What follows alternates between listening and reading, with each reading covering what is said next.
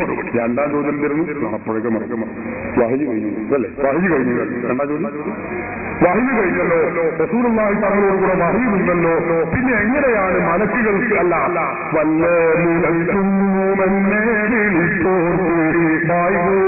ഉത്തീരം ചെയ്യും ഞാനെന്നോ എന്ന് പറഞ്ഞ മുഹീദ്ദീൻ ഷെയ്ഖ് എന്ത് പറഞ്ഞത് നമ്മുടെ പ്രശ്നമില്ല. രണ്ടാമത്തേതാണ് പ്രശ്നം. എന്റെ മുരീദായ നരകത്തിലില്ലെന്ന് നരകത്തെ കാട്ടും മനസ്സിൽ പറഞ്ഞോ. മുഹീദ്ദീൻ ഷെയ്ഖ് റളിയല്ലാഹുവിനോട് മലക്കുകൾ വന്ന് പറഞ്ഞു, നിന്റെ മുരീദുമാരാരും നരകത്തിലില്ല എന്ന് മലക്ക് വന്ന് പറഞ്ഞു. അപ്പൊ അദ്ദേഹത്തിന്റെ ചോദ്യം എന്താ? മുജാഹിദുകൾ സർവ്വം ചോദിക്കുന്ന ചോദ്യം അല്ല, വഹി കഴിഞ്ഞല്ലോ, പിന്നെ എങ്ങനെ മലക്കുകൾ ഈ പ്രവാചകരല്ലാത്ത വലിയനോട് മലക്കുകൾ സംസാരിക്കുമോ? സുബ്ഹാനല്ലാഹ്. വിശുദ്ധ ഖുർആനിൽ നൂറുകണക്കിന് സംഭവങ്ങൾ, ഹദീസുകളിലും ഖുർആനിലും നൂറുകണക്കിന് സംഭവങ്ങൾ കാണാൻ കഴിയും. അതാ ഞാൻ പറഞ്ഞത്, ഖുർആനും സുന്നത്തും മുറുകെ പിടിച്ചാൽ പോരാ, അത് മറിച്ചു നോക്കണം. മറിയം ബീവി എന്ന് പറയുന്ന ഒരു ബീവിയുടെ ചരിത്രം ഖുർആൻ പറയുന്നുണ്ട് അല്ലേ? മറിയം പ്രവാചകയല്ല എന്ന കാര്യം മുജാഹിദുകൾ കൂടി ഉറപ്പാക്കിയ കാര്യമാണല്ലോ, നമുക്ക് ആർക്കും സംശയമില്ല. മറിയം ബീവി പ്രവാചകയല്ല, നബിയല്ല.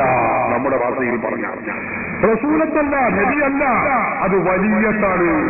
ആ വലിയനോട് വന്ന് മലക്കുകൾ സംസാരിക്കുന്ന സംഭവം വിശുദ്ധ ഖുർആൻ എടുത്ത് പരിശോധിച്ച് നോക്കണം. നിങ്ങൾക്ക് അത് അറിയില്ലെങ്കിൽ അമാനി മൗലവിയുടെ പരിഭാഷന്റെ കയ്യിലുണ്ട്, അല്ലെങ്കിൽ മറ്റേ അബ്ദുൽ നബീർ മൗലവിയുടെ പരിഭാഷ എന്റെ കയ്യിലുണ്ട്, ചെറിയ മുണ്ടത്തിന്റെ. അതൊക്കെ മറിച്ചു നോക്കുന്നത് എന്നാൽ കാണും. നിങ്ങൾക്ക് ഖുർആൻ സുന്നത്തിന്റെ ആൾക്കാരെ വരെ മറിച്ചു നോക്കില്ല, ഇതിങ്ങനെ പൂട്ടി വെക്കും. ഇതെങ്ങനെ അത് കാണാം ഖുർആനിൽ. ഇന്നമാണ് റസൂലു റബ്ബിക് ലിഅഹബ ലകി ഗുലാമൻ സക്കിയ്യാ. അങ്ങനെയാണ്. ഇന്നമാ അന റസൂലു റബ്ബിക്. മറിയം മലക്കുകൾ ജിബ്രീൽ അലൈഹിസ്സലാത്തു വസ്സലാം തന്നെയാണ് വന്നുകൊണ്ട് പറയുന്നു, ഇന്നമാ അന റസൂലു റബ്ബിക്, ഞാൻ നിന്റെ റബ്ബിന്റെ ദൂതനാണ്. മലക്കുകൾ സംസാരിക്കുന്നു ആരോട്? പ്രവാചകരല്ലാത്തവരോട്. എന്റെ മുരീദാരും നരകഗതിയില്ലെന്ന് നരകത്തെ കാട്ടും മലക്ക് പറഞ്ഞോ. ഖുർആൻ പഠിപ്പിച്ചതല്ലേ കഴിഞ്ഞോ? ഇത് നിങ്ങൾ നോക്കൂ, മറ്റൊരാഴ്ച ഖുർആൻ പറയുന്നു, ഇത് മറിയം ബീവിയുടെ മാത്രം കഥയല്ല.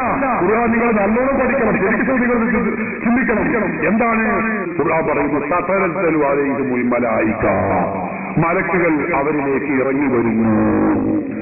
മലക്കുകൾ അവരിലേക്ക് ഇറങ്ങി വരുന്നു. ഖുർആനാണിത്. മലക്കുകൾ ഇങ്ങനെ അവരിലേക്ക് ഇറങ്ങി വരും. മുർസലീകളെ പറ്റി എന്താ പറഞ്ഞത്? മനുഷ്യരെത്തിയതായി പറയുന്നത്. ഖുർആനാണ്, ജീവിക്കാൻ കഴിയില്ല.